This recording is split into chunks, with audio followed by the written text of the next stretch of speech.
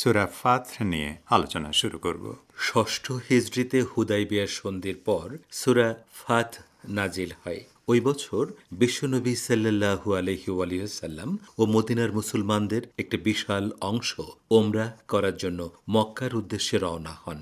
কিন্তু মুশরিকরা মক্কার নিকটবর্তী হুদাইবিয়া নামক স্থানে মুসলিম কাফেলার গতিরোধ করে এবং মক্কায় প্রবেশ করতে দিতে অস্বীকৃতি জানায়। এ অবস্থায় মুসলমানদের সঙ্গে কাফিরদের আলাপ আলোচনা শেষে রাসূলুল্লাহ ও মক্কার মুশরিক সর্দারদের মধ্যে একটি শান্তি চুক্তি স্বাক্ষরিত হয়। চুক্তিতে বলা হয়, এবছর মুসলমানরা মদিনায় ফিরে যাবেন এবং পরবর্তী বছরে তারা হজ পালন করতে মক্কায় আসতে পারবেন। চুক্তির শেষে মদিনায় প্রত্যাবর্তনের সময় মহানবীর উপর এই সূরা নাজিল হয় এবং তাঁকে বিজয়ের সুসংবাদ দেয়া হয়। যাই হোক, প্রথমেই সূরা ফাথের 1 থেকে 3 নম্বর পর্যন্ত আয়াতের তর্জমা শোনা যাক।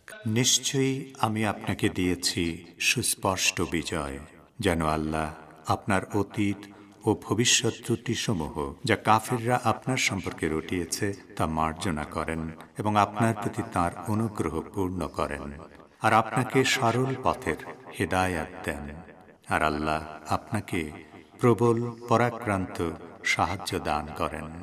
এই আয়াতগুলোতে হুদাইবিয়ার সন্ধিকে ভবিষ্যতে একটি গুরুত্বপূর্ণ বিজয়ের প্রেক্ষাপট হিসেবে বর্ণনা করা হয়েছে। কারণ এতদিন কাফিররা মুসলমানদের ধ্বংস করতে চেয়েছে এবং তাদের বেঁচে থাকার কোনো অধিকার দিতেই কাফিররা নারাজ ছিল। কিন্তু হুদাইবিয়ার সন্ধিতে কাফিররা মুসলমানদের অস্তিত্ব মেনে নিয়েছে এবং এর 2 বছর পর অষ্টম হিজরিতে মক্কা বিজয়ের ক্ষেত্র সৃষ্টি হয়েছে। বস্তুত বিশ্বনবী হযরত মুহাম্মদ সাল্লাল্লাহু আলাইহি ওয়াসাল্লামের আবির্ভাবের ফলে জাহেলি যুগের অন্যায় ও কুসংস্কারাচ্ছন্ন রীতিনীতিগুলো প্রশ্নবিদ্ধ হয়। ইসলামী শিক্ষা অনুযায়ী উঁচু নিচুর মধ্যে বিদ্যমান বৈষম্যমূলক সমাজ ব্যবস্থার অবসান হয় এবং সব বর্ণ ও গোত্রের মানুষ এক আল্লাহর বান্দা হিসেবে পরস্পর সমান মর্যাদা প্রাপ্ত হয়। অবশ্য মূর্তি পূজা ও জাহিলি যুগের অপসংস্কৃতির বিরুদ্ধে বিশ্বনবীর চূড়ান্ত সংগ্রাম কাফির নেতাদের পছন্দ হয়নি। তাদের পক্ষে এই বিষয়টি মেনে নেওয়া কোনোভাবেই সম্ভব ছিল না। এ কারণে জাহিলি সংস্কৃতির বিলুপ্তি ঘটিয়ে সমাজে একটি আমূল পরিবর্তনের জন্য রাসূলুল্লাহ সাল্লাল্লাহু আলাইহি ওয়াসাল্লাম যে চেষ্টা করেছিলেন, সেজন্য তাকে গুনাহগার বলে মনে করত মক্কার কাফেররা। সংক্ষেপে একথা বলা যায় যে হুদাইবিয়ার সন্ধির গুরুত্বপূর্ণ অর্জন ও এর ধারাবাহিকতায় মক্কা বিজয়ের ফল ছিল এই যে প্রচলিত আরব সমাজে প্রচলিত জাহিলি যুগের সংস্কৃতির বিলোপ ঘটে। রাসূলুল্লাহ সাল্লাল্লাহু আলাইহি ওয়াসাল্লাম মক্কা ও মদিনায় ইসলামী শাসন ব্যবস্থা প্রতিষ্ঠা করেন। গোত্রে গোত্রে বংশ পরম্পরায় চলে আসা সংঘাতগুলোর অবসান ঘটে এবং সমাজের সকল মানুষের মধ্যে ভ্রাতৃত্বের বন্ধন প্রতিষ্ঠিত হয়। এই 3 আয়াতের শিক্ষণীয় দিকগুলো হল: 1. যে কোনো বিষয়ে বিদ্যমান বাস্তবতার আলোকে সুচিন্তিত পদক্ষেপ নেয়ার অর্থ পরবর্তী সময়ের জন্য সাফল্যের বীজ বপন করে রাখা। শত্রুদের বিরুদ্ধে বিজয় সবসময় যে জিহাদের মাধ্যমে আসবে তা নয়, কখনো কখনো শান্তি চুক্তির মাধ্যমে পরবর্তীতে বিজয়ের ক্ষেত্র তৈরি হয়।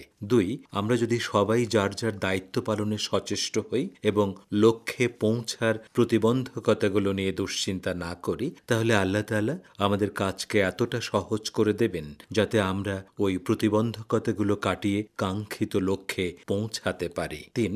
মহানবী শত্রুদের সঙ্গে যুদ্ধ কিংবা শান্তি যাই করুন না কেন, তা তিনি করেন এক আল্লাহর নির্দেশ ও দিক নির্দেশনায়। আল্লাহ রাসূল নিজের নফসের ইচ্ছায় কোনো কাজ করেন না। এবারে সূরা ফাথের 4 নম্বর আয়াতের তর্জমা শোনা যায়। তিনি মুমিনদের অন্তরে প্রশান্তি নাজিল করেছেন, যেন তারা তাদের ঈমানের সাথে ঈমান বৃদ্ধি করে নেয়।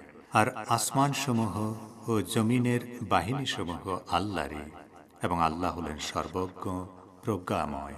হুদাইবিয়ার সন্ধির ফলে বেশিরভাগ মুসলমান মক্কায় উপস্থিত হয়ে ওমরা করতে না পারায় নিজেদেরকে পরাজিত মনে করার পাশাপাশি মনক্ষুণ্ণ ও বিষণ্ণ ছিলেন। কিন্তু এই সূরা নাজিল করে আল্লাহ তাআলা তাদেরকে ভবিষ্যতে বিজয়ের সুসংবাদ দিলে তাদের অন্তর শান্ত হয় এবং মহানবীর বাণী ও তার প্রতিশ্রুতির ব্যাপারে তাদের ঈমান শক্তিশালী হয়।